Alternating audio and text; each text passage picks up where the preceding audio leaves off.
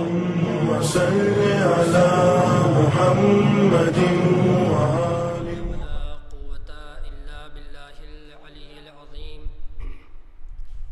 أعوذ بالله من الشيطان الرجيم.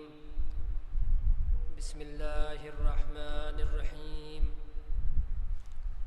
الحمد لله الذي لا يبلغ مدحته القائلون ولا يحصي نعماءه العادون ولا يؤدي حقه المجتهدون، الذي لا يدركه بعد الهمم ولا يناله غوص الفتن، الذي ليس لصفته حد محدود ولا نعت موجود ولا وقت معدود ولا أجل ممدود، فطر الخلائق بقدرته ونشر الرياح برحمته ووتد بالصخور ميدان أرضه.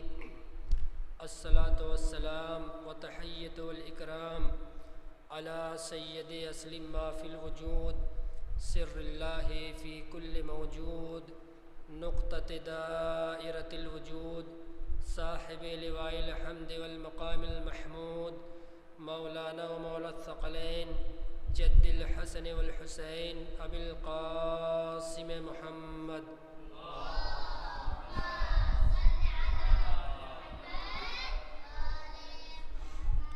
وعلى أهل بيته الطيبين الطاهرين المعصومين المظلومين المنتجبين المنتخبين، ولعنة الله على أعدائهم أجمعين من الآن إلى قيام يوم الدين. اللهم خص أنت أول ظالم باللعن مني، وابدأ به أولا ثم الثاني والثالث والرابع. اللهم لعن يزيد خامسة، ولعن عبيد الله بن زياد وابن مرجانة وعمر بن سعد وشمرة وآل أبي سفيان وآل زياد وآل مروان إلى يوم القيامة. أما بعد، فقد قال الله تبارك وتعالى في القرآن الكريم وهو أصدق الصادقين وقوله الحق. بسم الله الرحمن الرحيم. إن الله يأمر بالعدل والإحسان وإيتاء ذي القربى وينهى عن الفحشاء والمنكر والبغي يعظكم لعلكم تذكرون. صلوات پڑھ دو.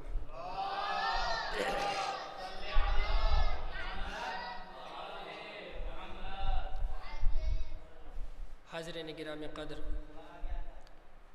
ماتمداران سرکار سلطان کربلا، موالیان حیدر کرار، میں نے جس آیہ کریمہ کی تلاوت کا شرف حاصل کیا ہے وہ قرآن مجید کے سورہ نحل کی آیت نمبر 90 ہے. کائنات کا پروردگار، لم یلد ولم یولد کا مصداق، موت و حیات کا مالک، لفظ کن کے ذریعے کائنات کو خلق کرنے والا، بادشاہ کو فقیر اور فقیر کو بادشاہ بنانے والا، ایک دانے سے 70 دانے اگانے والا، وہ خدا کہ جو جبار بھی ہے، جو قہار بھی ہے، جو ذوالجلال والاکرام بھی ہے، وہ خدا اپنی بابرکت کتاب قرآن مجید میں اولاد آدم کو 3 چیزوں کے انجام دینے کا حکم دیتا ہے اور 3 چیزوں سے نہیں فرماتا ہے. ارشاد رب العزت ہو رہا ہے کہ تم اپنی زندگی میں عدل سے کام لو. ان اللہ یامر بالعدل والاحسان وایتاء ذی القربى. پروردگار عالم اولاد آدم کو 3 چیزوں کا حکم دیتا ہے کہ تم اپنی زندگی میں عدل سے کام لو، والاحسان اور ایک دوسرے کے ساتھ احسان کرتے رہو، وایتاء ذی القربى اور اپنے رشتہ داروں کے ساتھ، اپنے پڑوسیوں کے ساتھ میل اور محبت کو قائم رکھو. اور 3 چیزوں کو پروردگار عالم نے منع فرمایا ہے. ارشاد ہوتا ہے وَيَنْهَى عَنِ الْفَحْشَاءِ وَالْمُنْكَرِ وَالْبَغْيِ يَعِظُكُمْ لَعَلَّكُمْ تَذَكَّرُونَ. پروردگار عالم 3 چیزوں سے اولاد آدم کو روکتا ہے. کہا کہ تم خواہشات نفسانی کی پیروی نہ کرنا اور نہی عن المنکر کا حکم دیتے رہنا، والبغی اور سرکشی سے بچنا۔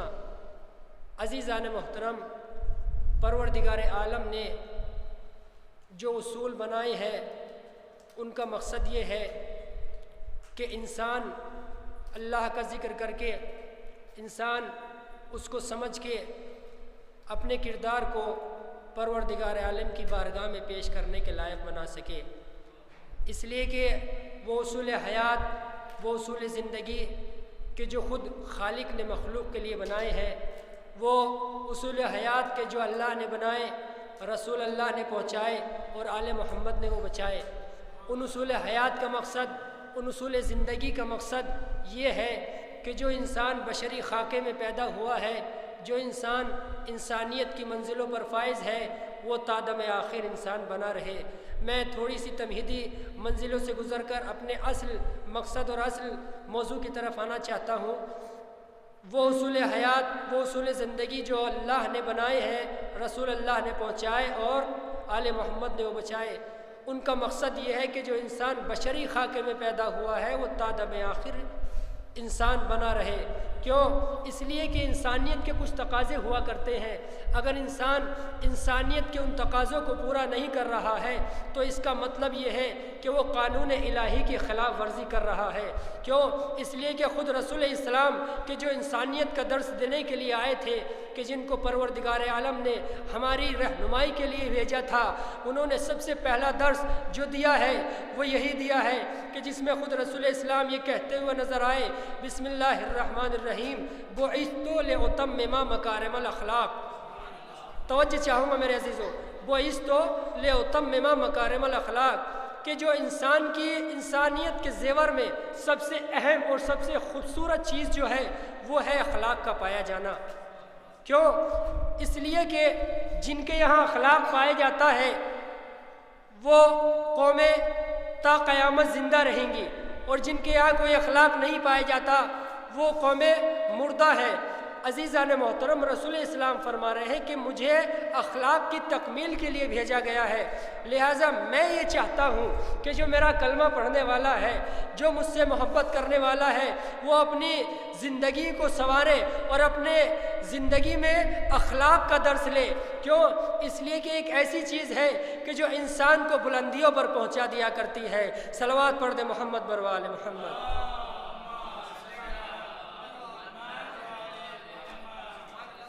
عزیزان محترم، بہت ہی سب سے پہلے میں یہ بات عرض کر دینا ضروری سمجھتا ہوں کہ یہاں پر علماء کرام کا مجمع ہے، افاضل نجف تشریف فرما ہے، اور ہمارے استاد محترم مولانا نور محمد ثالثی صاحب قبلہ بھی تشریف فرما ہے، لہٰذا جو درس میں نے یاد کیا ہے اس کو سنانے کی کوشش کر رہا ہوں۔ دیکھیے کہاں تک میں صحیح سناتا ہوں۔ صلوات پڑھ دے محمد بروال محمد۔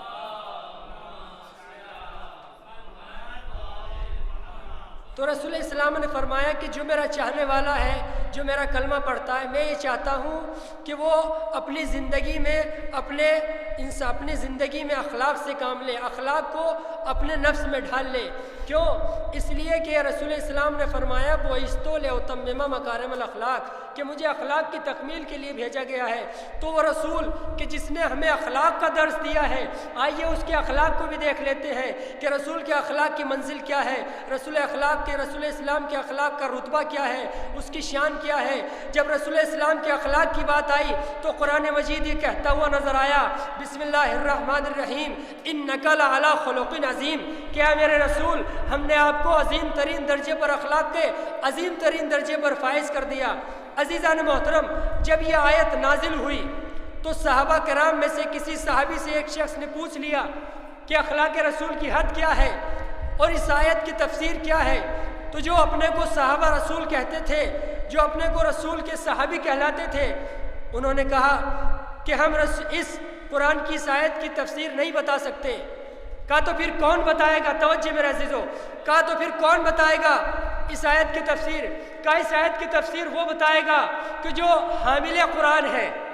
اس آیت کی تفسیر وہ بتائے گا کہ جو حامل قرآن ہے۔ اگر اس آیت کی تفسیر معلوم کرنی ہے تو اس سے معلوم کرو کہ جو راسخون فی العلم بن کے دنیا میں آیا ہے۔ جو راسخون فی العلم بن کے دنیا میں آیا ہے، اگر قرآن کی اس آیت کی تفسیر معلوم کرنا ہے تو علی مرتضیٰ سے رابطہ قائم کرو۔ کیوں؟ اس لیے کہ وہ ہے کہ جو بہترین قاری قرآن ہے، اور وہ ہے علی مرتضیٰ، وہ ہے کہ جنہوں نے قرآن کے نزول سے کئی برس پہلے قرآن کو پڑھ دیا، جنہوں نے قرآن نازل بھی نہیں ہوا تھا، علی نے دست نبی پر قرآن کی تلاوت کر کے بتا دیا کہ میرے بارے میں دو چیزوں میں سے ایک چیز کو ماننا پڑے گا، یا تو یہ مانو کہ میں لوح محفوظ کا مطالعہ کر کے آیا ہوں، یا یہ مانو کہ جو میں بولتا جاتا ہوں وہ قرآن بنتا چلا جاتا ہے۔ صلوات پڑھ دے محمد بروال محمد۔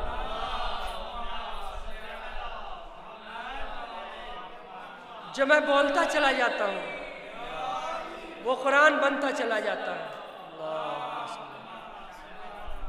اس لیے کہ میرے عزیزو، قرآن کی آیتیں اور قرآن کی تفسیر اور قرآن کا صحیح مطلب، قرآن کا صحیح ترجمہ اور صحیح مقصد پروردگار وہی بتا سکتے ہیں کہ جن کو پروردگار عالم نے خود قرآن پڑھایا ہو، جو عرش الہی سے پڑھ کر آئے ہوں، وہی قرآن کا صحیح مطلب بتائیں گے، وہی قرآن کی صحیح تفسیر بتائیں گے، وہی قرآن کا صحیح مقصد اور مطلب بتائیں گے، وہی قرآن کا کیا مطلب ہے اور مقصد پروردگار وہی بتائیں گے۔ اس لیے کہ اور ہوا بھی یہی کہ آل محمد نے جیسا قرآن پڑھا نہ ایسا قرآن کوئی پڑھ سکتا، اور آل محمد نے جیسا قرآن سمجھایا نہ ایسا قرآن کوئی سمجھا سکتا ہے۔ جہاں تک آل محمد کے قرآن کی تلاوت کی بات ہے تو قرآن میں ارشاد ہوتا ہے، بسم اللہ الرحمن الرحیم، الذین آتیناہم الکتاب یتلونہ حق تلاوتہ، کہ کچھ ہستی ایسی ہے کہ جن کو ہم نے قرآن عطا کیا، وہ قرآن کا صحیح تلاوت کرتے ہیں، اور وہ قرآن کی ایسی تلاوت کرتے ہیں کہ جیسی تلاوت کرنے کا حق ہے۔ تو آل محمد نے جیسا قرآن پڑھا ایسا نہ کوئی قرآن پڑھ سکتا ہے اور نہ کوئی سمجھا سکتا ہے۔ کیوں؟ اس لیے کہ ہوا بھی یہی کہ قرآن بہت سو کے ہاتھوں میں رہا اور لوگ قرآن کو سمجھنے کے لیے الگ الگ دروازے پر بھٹکتے رہے۔ نتیجہ یہ نکلا کہ کسی نے قرآن کو صحیح سمجھا اور کسی نے غلط سمجھا۔ جس نے قرآن کو صحیح سمجھا اس نے صحیح سمجھایا، اور جس نے قرآن کو غلط سمجھا اس نے غلط سمجھایا۔ نتیجہ یہ ہوا کہ جو قرآن ہمیں ہدایت دینے کے لیے آیا تھا، جب اس کو صحیح طرح سمجھ نہ پائے تو پھر جو لوگ ہدایت پانے کے بجائے گمراہیوں میں چلے گئے۔ کیوں؟ اس لیے کہ خود صادق آل محمد امام جعفر صادق علیہ السلام، امام جعفر صادق علیہ السلام نے ارشاد فرمایا کہ قرآن کی جو آیات ہے، قرآن کی جو آیتیں ہیں، ہر آیت کا ایک الگ مطلب ہے، ہر آیت کا ایک الگ معنی ہے۔ اور خود رسول اسلام نے بھی ارشاد فرمایا کہ پروردگار عالم نے جو قرآن مجید کو نازل کیا ہے، تو قرآن مجید کو پروردگار عالم نے 4 حصوں میں نازل کیا ہے۔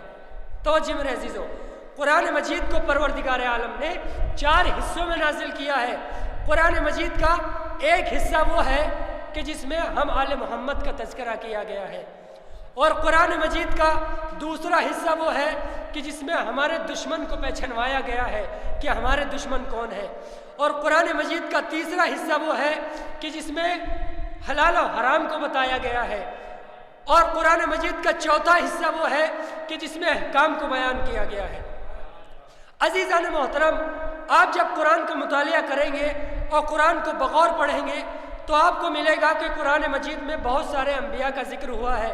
کہیں پر جناب آدم کا ذکر ہوا تو کہیں پر جناب عیسیٰ کا ذکر ہوا، کہیں پر جناب زکریا کا ذکر ہوا، کہیں پر جناب یعقوب کا ذکر ہوا تو کہیں پر جناب شعیب کا ذکر ہوا۔ بہت سارے انبیاء کا قرآن مجید میں تذکرہ ہوا، لیکن قرآن مجید میں جو انبیاء کا تذکرہ ہوا ہے وہ مکمل طریقے سے تذکرہ نہیں ہوا، بلکہ تھوڑی تھوڑی حالات زندگی کو بیان کیا گیا ہے۔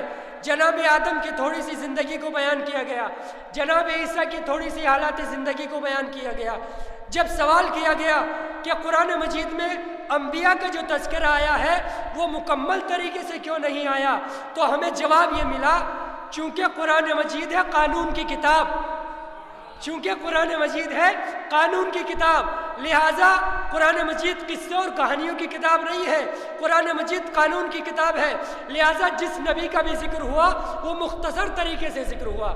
اگر قرآن مجید قانون کی کتاب نہ ہوتا، اگر قرآن مجید قصوں اور کہانیوں کی کتاب ہوتا تو پھر اس میں مکمل طریقے سے انبیاء کا ذکر ہوتا، لیکن چونکہ قانون کی کتاب ہے لہٰذا مختصر طریقے سے قرآن مجید میں انبیاء کا ذکر ہوا۔ اب توجہ فرمائیے گا میرے عزیزو، جناب آدم کی زندگی کے واقعے کو، جناب آدم کے حالات کو قرآن مجید میں اس لیے ذکر کیا گیا تاکہ پروردگار عالم یہ بتانا چاہتا ہے کہ دیکھو ہم آدم کا ذکر قرآن مجید میں اس لیے کر رہے ہیں تاکہ دنیا والے سمجھ لیں کہ خلافت کا اختیار اللہ کو ہے، بندوں کو نہیں ہے۔ خلافت کا اختیار اللہ کو ہے، بندوں کو نہیں ہے۔ اور جناب عیسیٰ کی زندگی کو اور جناب عیسیٰ کا ذکر قرآن مجید میں اس لیے کیا گیا تاکہ دنیا والے سمجھ لیں کہ عیسیٰ عبداللہ ہے، ابن اللہ نہیں ہے۔ صلوات پڑھ دے محمد بروال محمد۔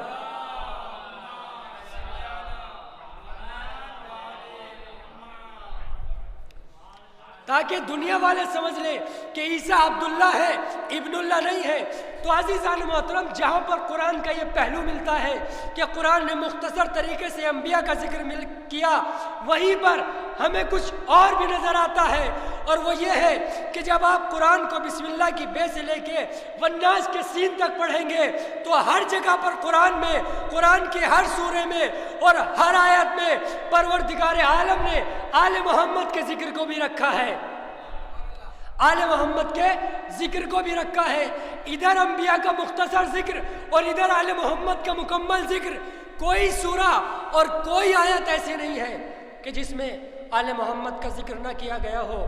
آل محمد نے سجدہ کیا تو اللہ نے سجدے کا اعلان کر دیا، آل محمد نے رکوع کیا تو اللہ نے رکوع کا ذکر کر دیا، آل محمد نے جنگ کی تو قرآن مجید میں جنگ کا تذکرہ آ گیا، کانہم بنیان مرصوص۔ آل محمد نے رکوع کیا تو قرآن مجید میں رکوع کا ذکر آ گیا، انہوں نے انگوٹھی دی تو قرآن میں انگوٹھی کا ذکر آ گیا، انہوں نے یتیموں کو کھانا کھلایا تو یتیموں کا ذکر آ گیا، سورہ دہر مکمل نازل ہو گئی۔ غرض کے جتنی بھی آل محمد نے عمل انجام دیے وہ قرآن کے دامن میں سمٹتا چلا گیا۔ نتیجہ اگر آپ نکالنا چاہیں تو یہی نکل سکتا ہے کہ پروردگار عالم کسی اور کا ذکر قرآن میں لانا نہیں چاہتا اور آل محمد کی زندگی کا کوئی پہلو چھوڑنا نہیں چاہتا۔ صلوات پڑھ دے محمد پر آل محمد۔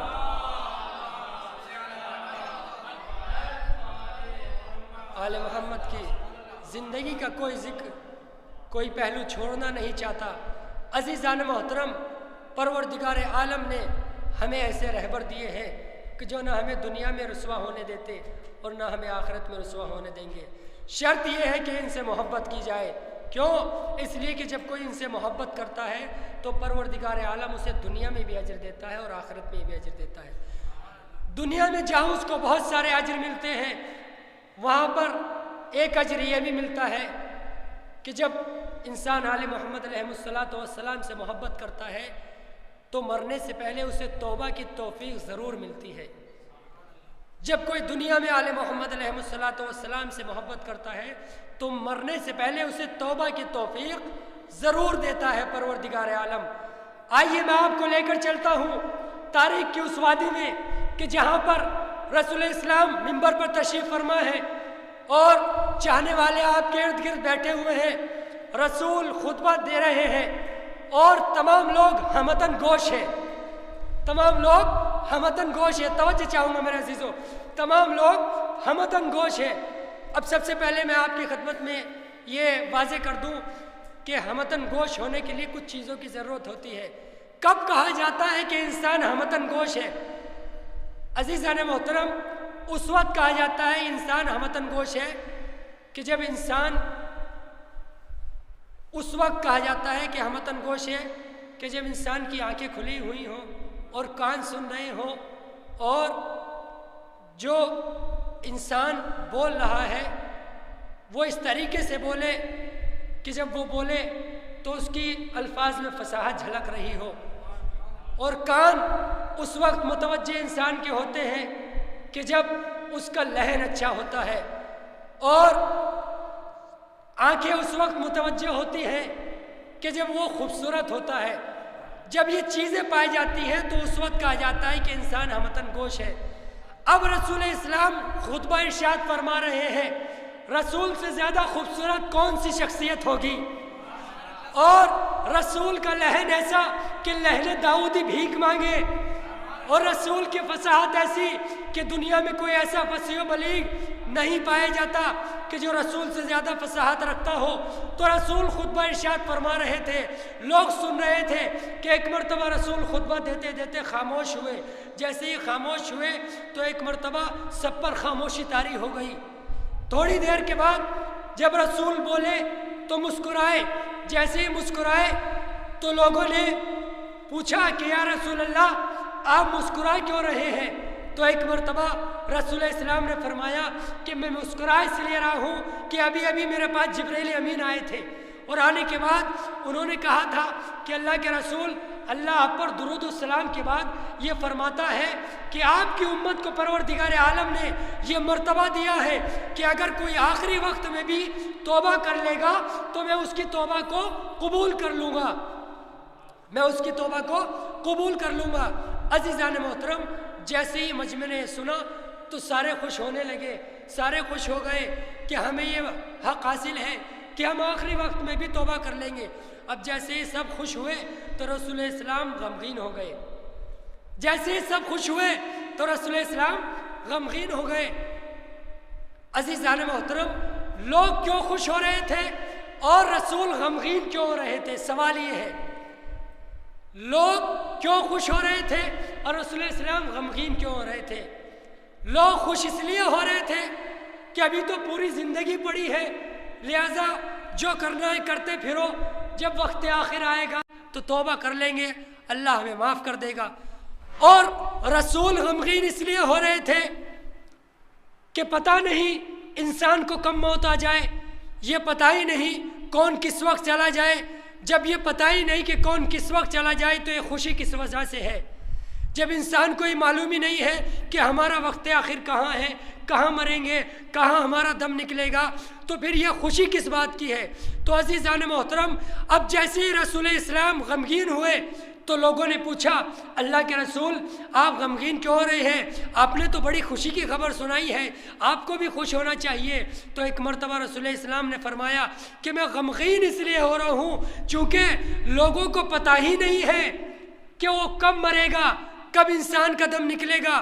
میں غمگین اس لیے ہو رہا ہوں چونکہ شیطان جو زندگی بھر انسان کے ساتھ لگا رہتا ہے وہ آخری وقت میں تمہارا پیچھا تھوڑی چھوڑ دے گا، وہ آخری وقت میں تمہارا پیچھا تھوڑی چھوڑ دے گا، وہ آخری وقت میں بھی چاہے گا کہ تمہیں اس دنیا سے ایمان کے ساتھ نہ اٹھنے دے، لہٰذا وہ آخری وقت میں بھی چاہے گا کہ تمہیں گمراہ کرے، تمہیں بھٹکائے۔ تو ایک مرتبہ جیسے ہی رسول اسلام نے مطلب بتایا، اب سب پر خاموشی طاری ہو گئی۔ ابھی تک جو لوگ مسکرا رہے تھے سب خاموش ہو گئے، اور ایک مرتبہ دست ادب جوڑ کر کہتے ہیں کہ اللہ کے رسول یہ بتائے، کوئی ایسا نسخہ بتا دے، کوئی ایسی حدیث بتا دے، کوئی ایسی چیز بتا دے کہ ہم آخری وقت میں بھی ایمان کے ساتھ اٹھیں۔ تو ایک مرتبہ رسول اسلام نے مسکرا کے فرمایا، من ماتا علی حب آل محمد ماتا شہیدا، کہ تم آل محمد سے محبت کرو، آل محمد سے محبت لے کر دنیا سے اٹھو، علی تمہارے سراہنے آ جائیں گے، شیطان آنے ہی نہیں پائے گا۔ صلوات پڑھ دے محمد بر والے محمد۔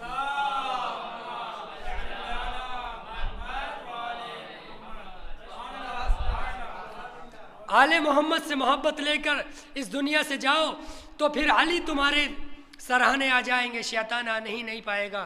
کیوں؟ اس لیے کہ شیطان انسان کو طرح طرح سے بھٹکاتا ہے، طریقے سے لوگوں کو گمراہ کرتا ہے۔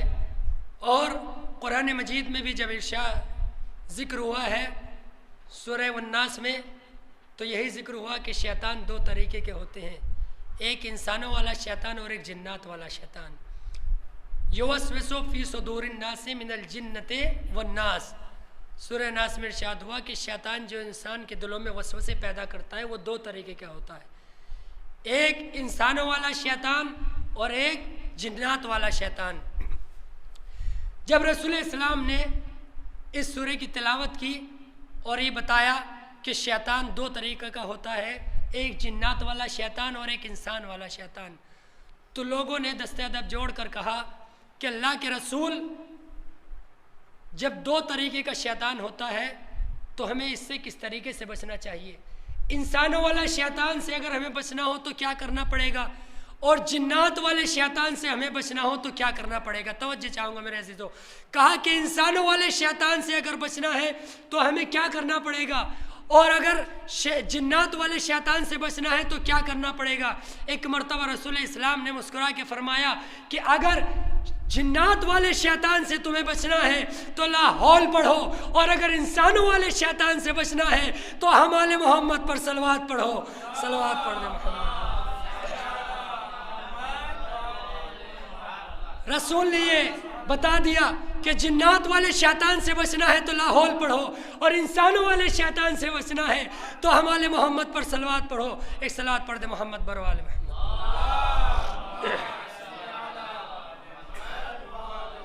بس میرے عزیزو آخری بات ہے اور اس کے بعد میں اپنے مجلس کو اختتامی منزلوں پر لے کر آؤں گا۔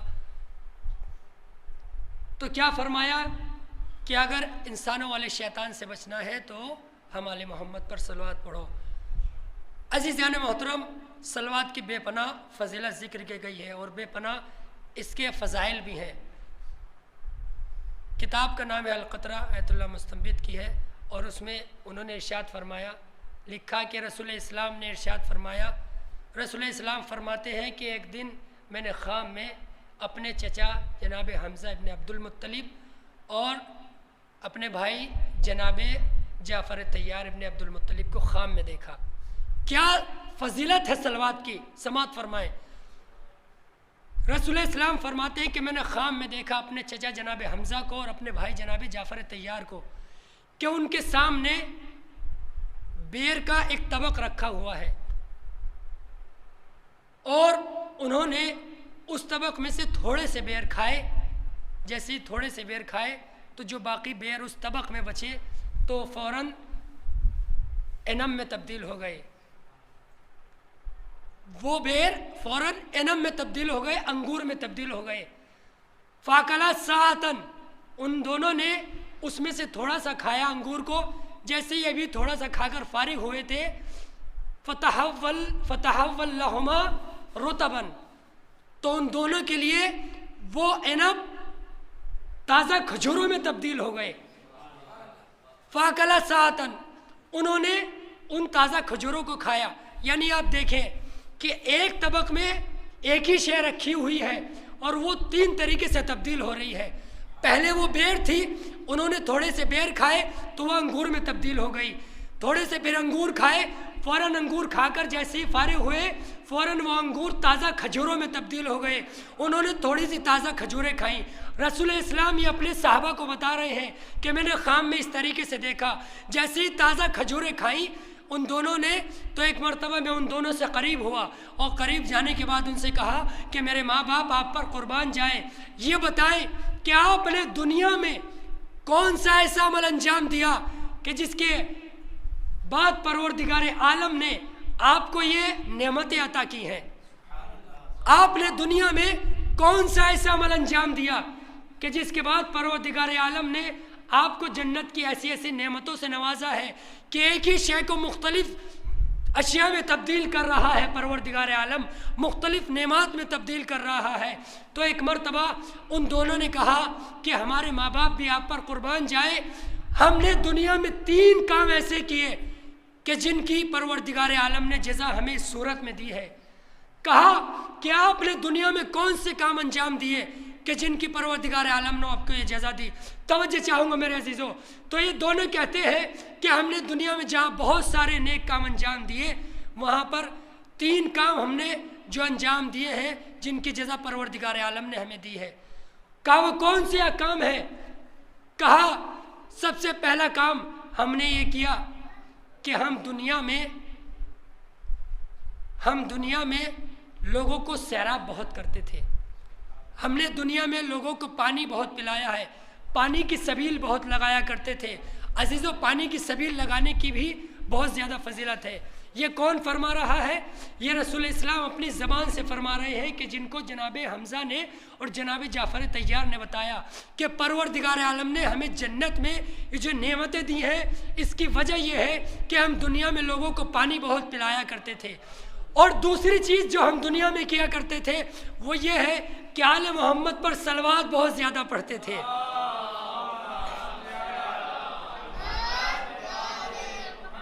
اور تیسری چیز جس کے صدقے میں ہمیں پروردگار عالم نے یہ نعمتیں دی ہے وہ ہے ولایت آل محمد علیہم الصلاۃ والسلام۔ صلوات پڑھ دے محمد بر عالم۔ لہٰذا اگر کوئی انسان یہ چاہتا ہے کہ پروردگار عالم اسے جنت میں اس طرح کی نعمتیں عطا کرے تو اس کو بھی چاہیے کہ جہاں بہت سارے کام انجام دے وہاں پر یہ 3 کام بھی انجام دے، پانی کی سبیل بھی زیادہ سے زیادہ لگائے اور صلوات بھی آل محمد پر زیادہ سے زیادہ پڑھے اور ولایت آل محمد بھی اپنے دل میں رکھے۔ صلوات پڑھ دے محمد پر آل محمد۔ عزیزو، آپ نے دیکھا ہوگا دنیا میں جو آل محمد سے محبت کرتے ہیں وہ کوئی کام کرے یا نہ کرے، لیکن جب محرم آتا ہے تو پانی کی سبیل سب سے زیادہ لگاتے ہیں۔ کیوں؟ اس لیے کہ اس کا ثواب بھی بے پناہ ہوتا ہے۔ صلوات پڑھ دے محمد بروال۔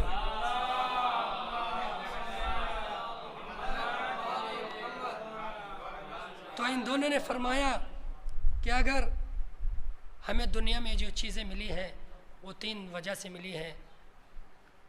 پانی کی سبیل زیادہ لگاتے تھے، آل محمد پر صلوات زیادہ پڑھتے تھے اور ولایت آل محمد علیہ الصلاۃ والسلام اپنے دل میں رکھتے تھے۔ آل محمد کی محبت ہی اجر رسالت ہے۔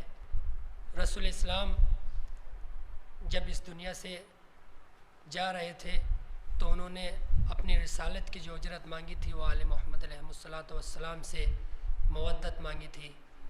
ہاں میرے عزیزو، یہ ایام جو چل رہے ہیں یہ ایام ماہ رمضان المبارک کے ایام ہیں، اور ابھی آج کا جو دن گزرا ہے وہ جناب خدیجہ الکبریٰ سلام اللہ علیہا کی شہادت کا روز گزرا ہے۔ عزیزو، آل محمد سے محبت ہی اجر رسالت کی ادائیگی ہے۔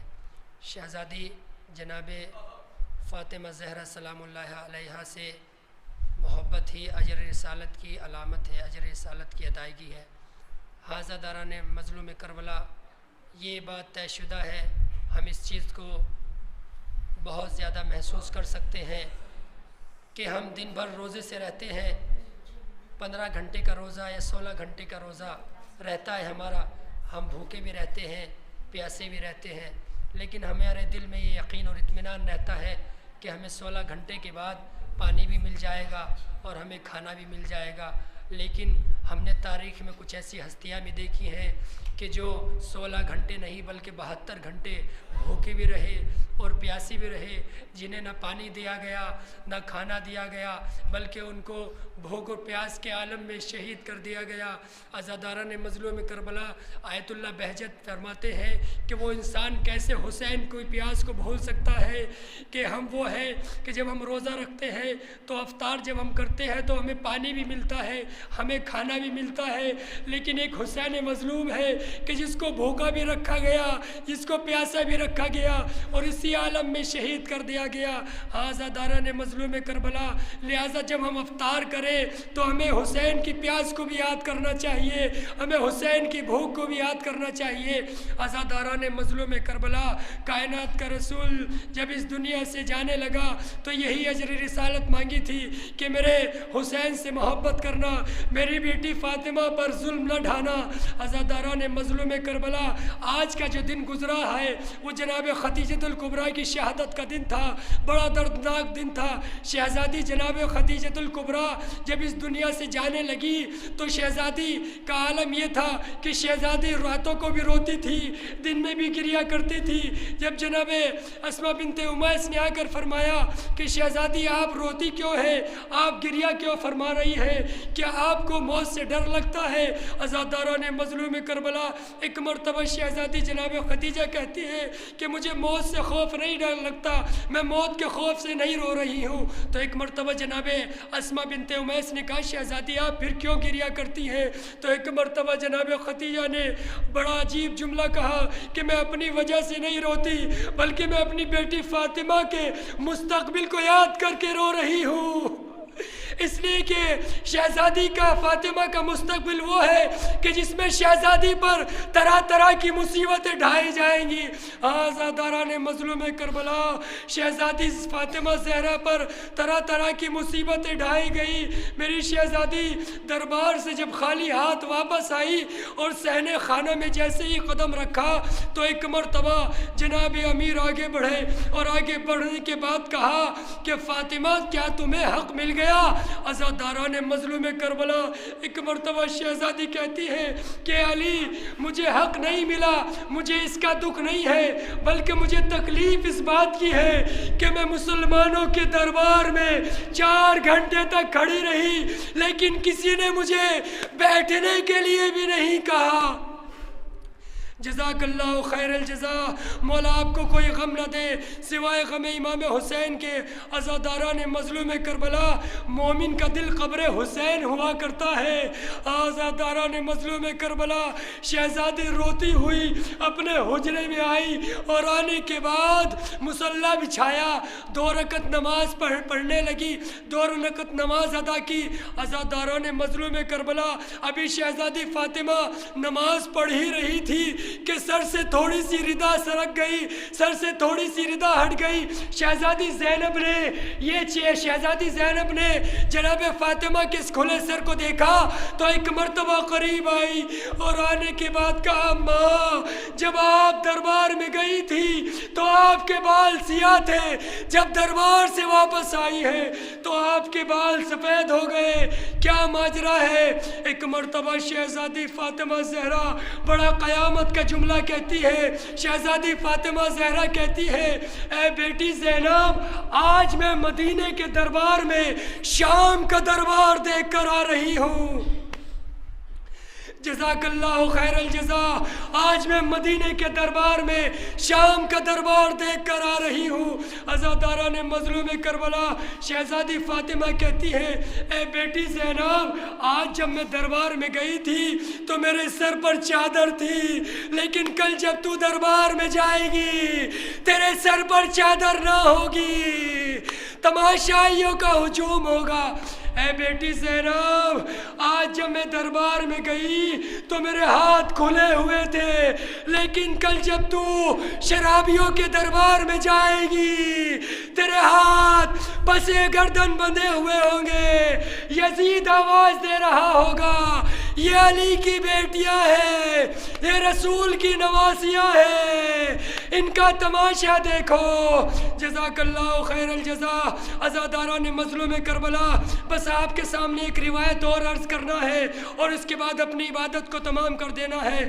عزاداران مظلوم کربلا، شہزادی زینب جب شام کے دربار میں پہنچی تو ایک مرتبہ کسی بیوی کے رونے کی آواز آئی، جو بیوی ہائے حسین کر کے گریہ کر رہی تھی۔ ایک مرتبہ شہزادی زینب نے اس بیوی سے کہا کہ اے بیوی تو کس حسین کو رو رہی ہے؟ میرے حسین پر گریہ کر رہی ہے۔ ہائے رے غربت زینب، کیا میرے حسین پہ گریہ کر رہی ہے یا اپنے حسین پر گریہ کر رہی ہے؟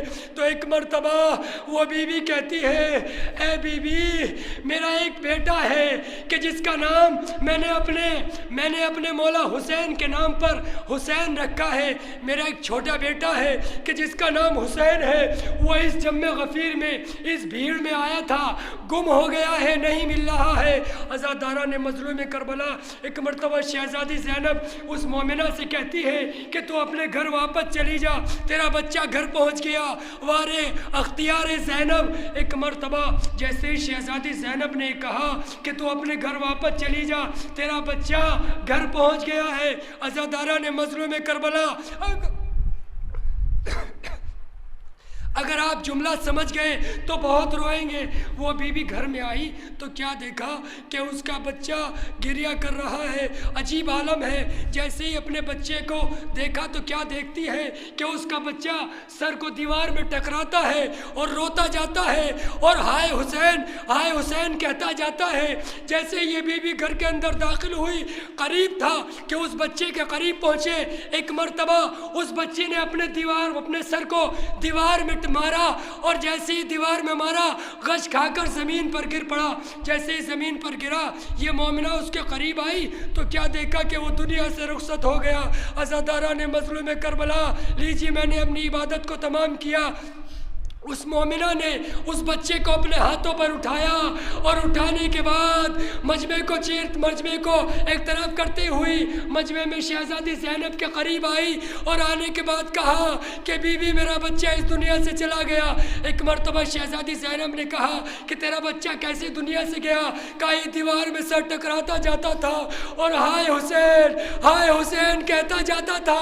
ایک مرتبہ جیسے ہی جناب زینب نے اس سے یہ جملے سنے، شہزادی زینب نے جناب سید سجاد کی طرف اشارہ کیا۔ مولا سید سجاد نے اس کے چہرے پر ہاتھ پھیرا، اس کا بیٹا زندہ ہو گیا۔ جیسے ہی اس کا بیٹا زندہ ہوا تو شہزادی زینب نے تڑپ کے فرمایا، اے مومنہ تیرا حسین تو مل گیا، لیکن میرا حسین وہ دیکھ نو کے نیزہ پر بالوں میں خاک کربلا بھری ہوئی ہے، چہرہ خون سے رنگین ہے، نیزے پر قرآن کی تلاوت کر رہا ہے۔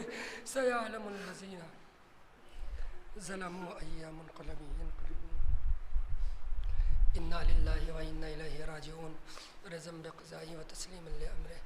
بار اللہ تجھے واسطہ محمد علیہ الصلوۃ والسلام کا ہماری اس مختصر سی عبادت کو قبول فرما۔ بار اللہ جہاں کے بھی شیعہ حیدر کرار ہیں ان کی جان مال عزت و آبرو کو تحفظ فرما۔ بار اللہ تجھے واسطہ محمد علیہ الصلوۃ والسلام کا ہمارے نواسوں کو رومالی جناب زہرا میں جگہ عنایت فرما۔ بار اللہ تجھے واسطہ محمد علیہ الصلوۃ والسلام کا ہمارے امام زمانے کے ظہور میں تعجیل فرما اور ہم کو ان کے اعوان و انصار میں شمار فرما۔ وآخر دعوانا الحمدللہ رب العالمین۔